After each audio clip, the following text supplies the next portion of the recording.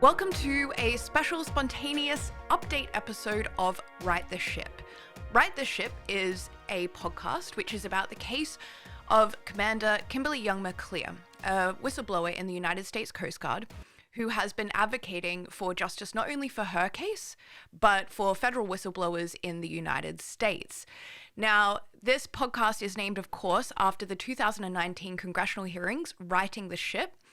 That is a hearing that Commander Young-McLear participated in.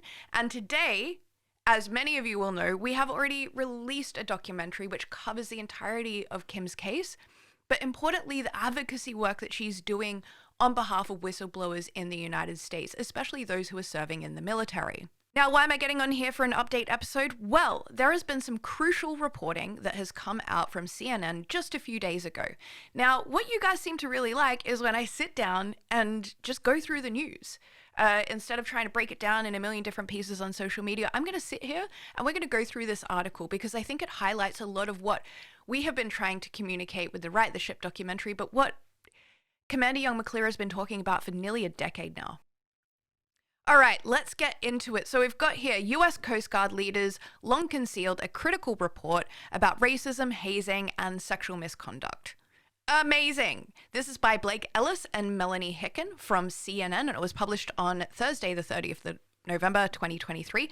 So you can see here we've got actually some video reporting, and it's quite good, and it's good to see that they have given Commander Young-McLear a space to talk about exactly what she needs to talk about in light of this new reporting. We're going to put that at the end of my commentary, at the end of reading this, but you can also find it on our social media. You can also find it on the links in the bio everywhere, if that is what you prefer. So let's get into this. Also, I love this little byline here. It's just like, exclusive, see the report, buried by the US Coast Guard. Incredible.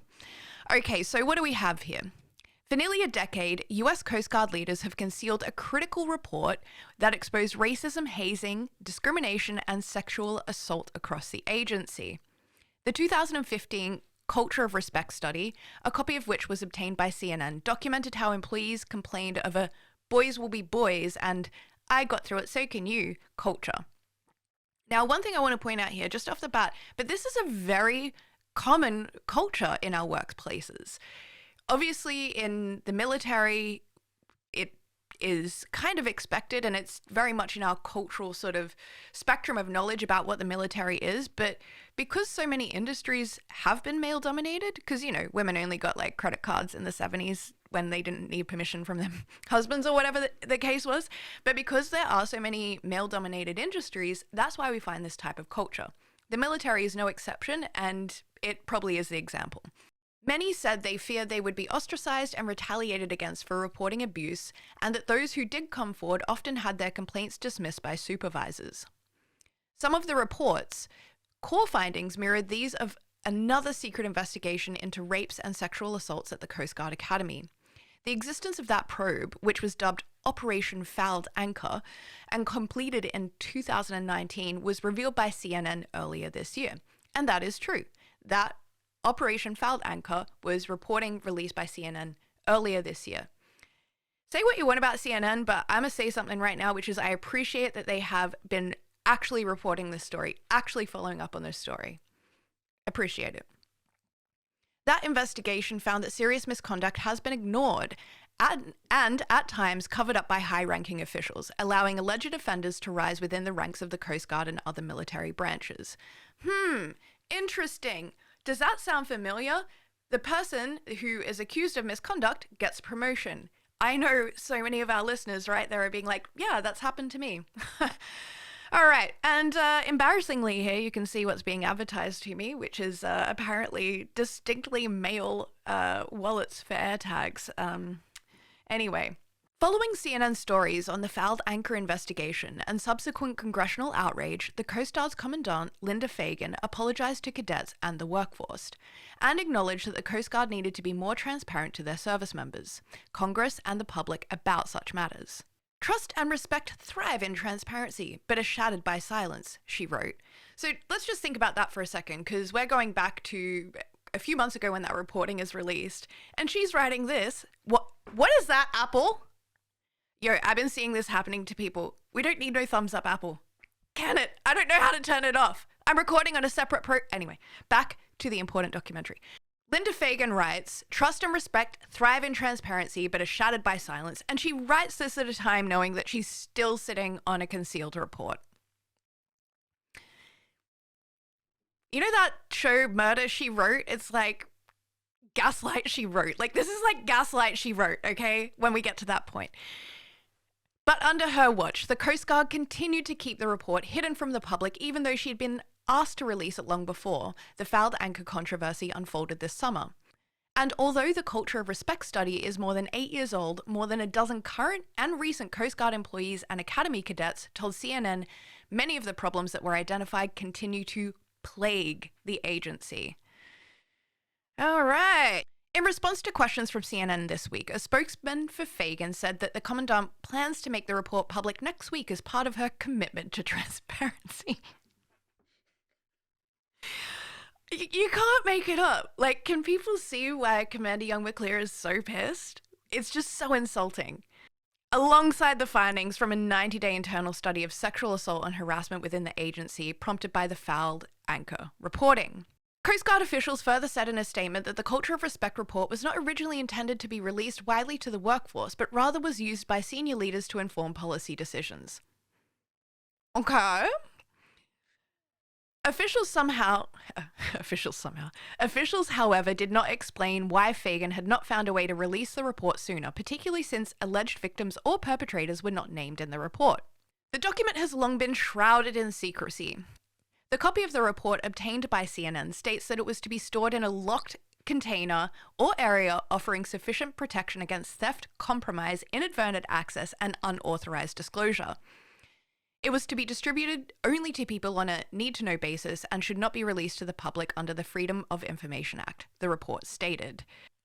So, yeah, this report was never going anywhere, and they've sort of tried to shortcut that by being like, oh, but it was meant to be for leaders to make better decisions. And it's like, this was 2015. So whatever was happening to Kim had already happened. But this was something that she was talking about actively thereafter due to the retaliation that she was facing. And in fact, some of those senior leaders were directly involved in covering up her case. So if I'm doing some maths here, or transparency, commitment, blah, blah, blah, blah, blah, reports not released, stuff is still happening to people who are in service, sounds a little bit like corruption to me. All right. The study, which was conducted internally and included interviews from nearly 300 people across the organization, highlighted concerns that blatant sexual harassment of women and hazing were regularly accepted as just part of the culture. Those accused of discrimination, assault, and other misconduct were allowed to escape accountability and instead resign, retire, or transfer, the report found, with some offenders getting rehired by the Coast Guard in civil service positions even after being forced to retire or otherwise leave military service. We are allowing potentially dangerous members back into society with no punishment, stated one employee. Others said leaders brushed aside serious problems under the rug and that senior leaders care about themselves and their careers instead of the folks that work for them. Authors of the report also noted a common concern among victims of misconduct who said they believed coming forward would mean putting their careers on the line with little hope of their alleged perpetrators facing serious consequences. Victims are ostracized, there is stigma, one person told interviewers, no one believes them and no one helps them. And this we know to be true. This we know to be true across all workplaces, but particularly in this workplace. Even seeking mental health treatment could prove risky, they said, with one interviewee bringing up how the Coast Guard could involuntarily discharge employees diagnosed with a mental health condition in the wake of an assault or other traumatic experience on the job. Okay. So this thing that happened to you that is not your fault, you are going to be punished for this financially and holistically in terms of the career that you've probably worked for. All right. Examples cited in the report reveal a culture in which service members face pervasive assault, harassment, sexism, racism, and other discrimination. In one case, multiple witnesses saw a supervisor striking a subordinate, but nobody came forward to report it because of fear of retaliation. There she is. Commander Young-McLear. Legend. Improving the Coast Guard's culture would in some cases require fundamentally different approaches, the report concluded. The Coast Guard said this week it had enacted or partially enacted 60 of 129 recommendations, including additional training and additional support services for victims. 9 more are in the works, according to the Coast Guard statement agency, and it found better ways to achieve the desired result for others. Okay. All right, so they're not even halfway. They're cutting it short just of halfway, so there'd still be technically 60 left, and then they've found better ways to achieve the desired result for 20 others. What was that thing? I once heard this quote about something that truth is shattered in silence. Was there anyone who said that? Oh, this lady. Right, the boss of everyone and everything. Okay.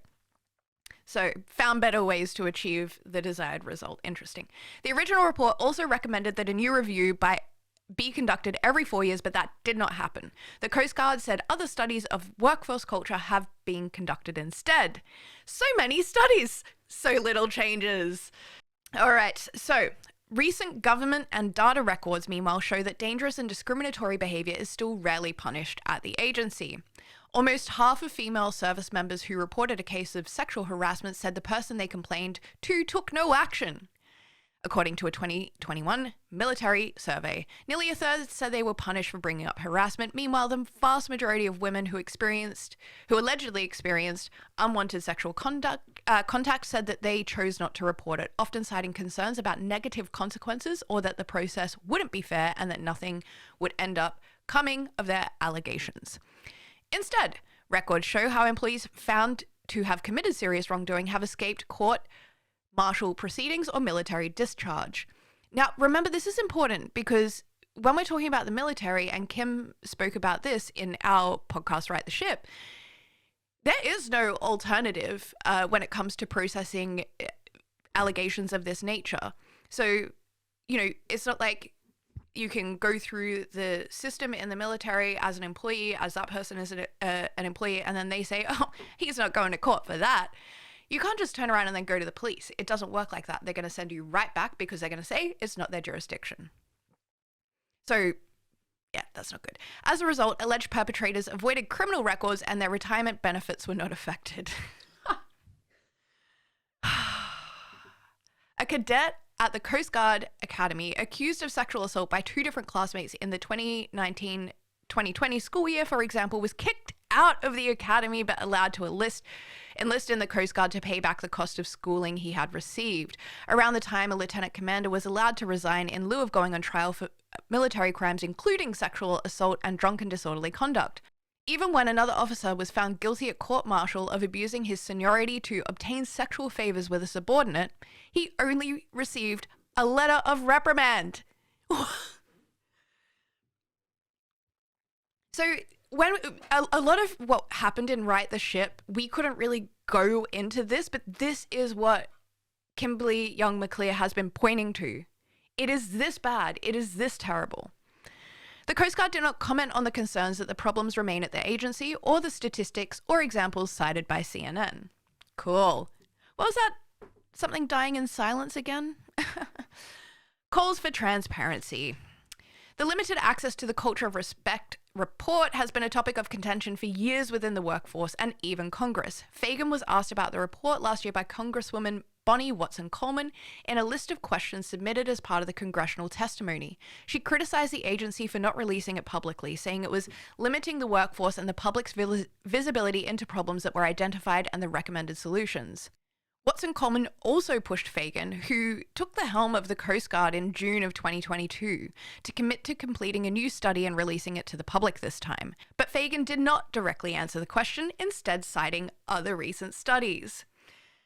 Wow, the only thing more embarrassing than that is whatever my algorithm is advertising to me that I refuse to edit out and showing you this, you guys. More recently, Fagan was asked about releasing the report while attending a faculty meeting at the Coast Guard Academy. She was there following the foul that anchored debacle, promising more transparency when a captain who taught at the school called upon her to release the Culture of Respect report, according to multiple people who attended the meeting. I love this photo where just like, yeah, go off, chairwoman, go off, blaze her, shatter her with silence. All right, retired Coast Guard Commander Kimberly Young-McLear, who is a black lesbian woman, has been perhaps the most vocal in requesting that the report be released. Her efforts to get the report disseminated stem from her own complaints about severe and pervasive bullying, harassing, and discriminating behavior based on her race, gender, sexual orientation, and advocacy for equal opportunity in the Coast Guard. After filing a whistleblower complaint in 2017, the Department of Homeland Security Inspector General found that she had indeed faced unlawful retaliation. Yet, to this day, none of the accused service members from her case have faced any consequences. Young-McLear said she never received a written apology from the Coast Guard leaders despite requests from Congress, and that years of harassment and lack of accountability have taken a significant mental toll on her. She said she learned about the existence of the Culture of Respect report while she worked at the Coast Guard's Academy, and that she was able to read it when she attended a small summit discussing its findings in 2019. She was outraged when she saw that it exposed the same issues she had reported. And think about that, because we have this documentary that we've produced is really late in the game. It comes 9 years after Commander Young-McLear started this.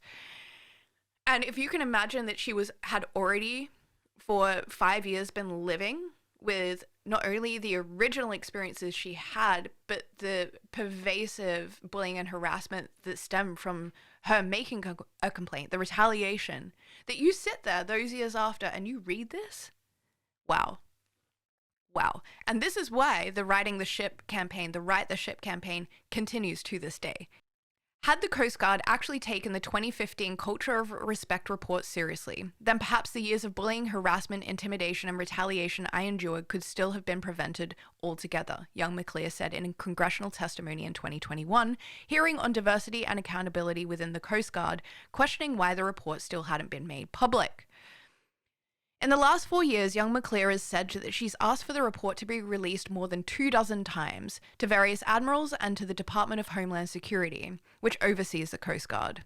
A handful of other Academy employees have made similar pleas at faculty meetings with the school's superintendent, she said.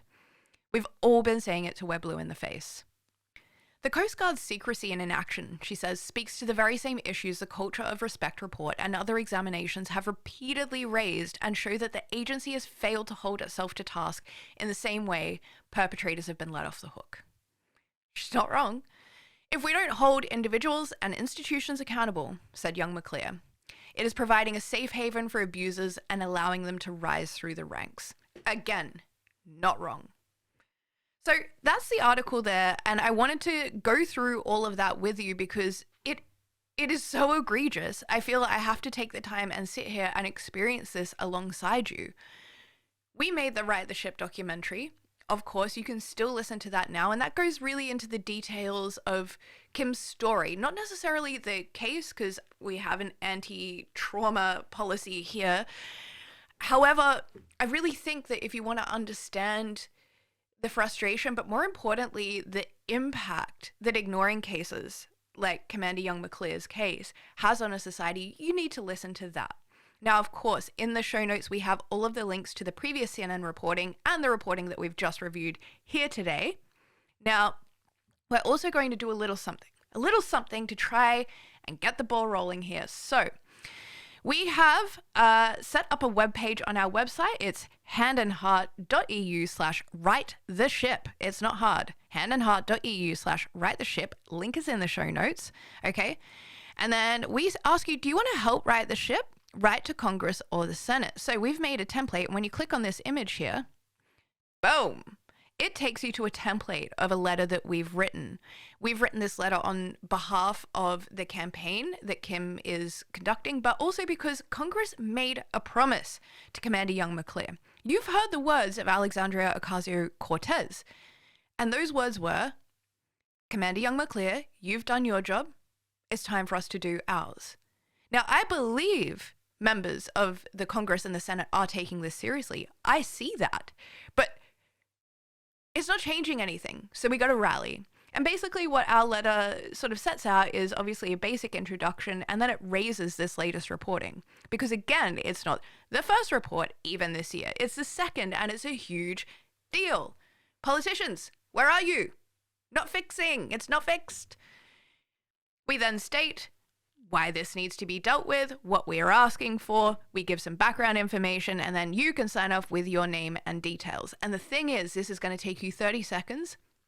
We've provided all the links that you will need to find who you need to contact. So if you need to contact someone in the Congress, you click here. It's going to take you right there to a contact page. We've done all the hard yards. All you've got to do is kick this ball through the goal. Send this email. It matters. The squeaky wheels usually get oil, even if it takes a decade. But we cannot leave Commander Young-McLear out here to do all this advocacy and campaigning alone. If you believe in this, by all means, join me. Let's get this sorted. So, with that, I just wanted to jump in and just really go through that reporting bit by bit, let you guys know that there is a way that you can help us help right the ship. We've given that to you now. Everything's in the show notes. And we're going to keep following this story. We're going to keep talking with whistleblowers in the UK and the US and beyond. Because what we're finding is actually this is a pervasive society crippling problem. And it's not good enough. That's it from me, Kate Bailey, owner of Hand and Heart GmbH, which is the producer of the Right the Ship podcast, made by Hand and Heart Media, however you want to say it. That's who I am, that's who we are, and until we speak with you next time about Right the Ship, about whistleblowers, democracy, the case of Kimberly Young-McLear, Commander Kimberly Young-McLear, please take care out there, and remember how important whistleblowers are to you, democracy, and everything we're scrambling to hang on to in this sick, sad world.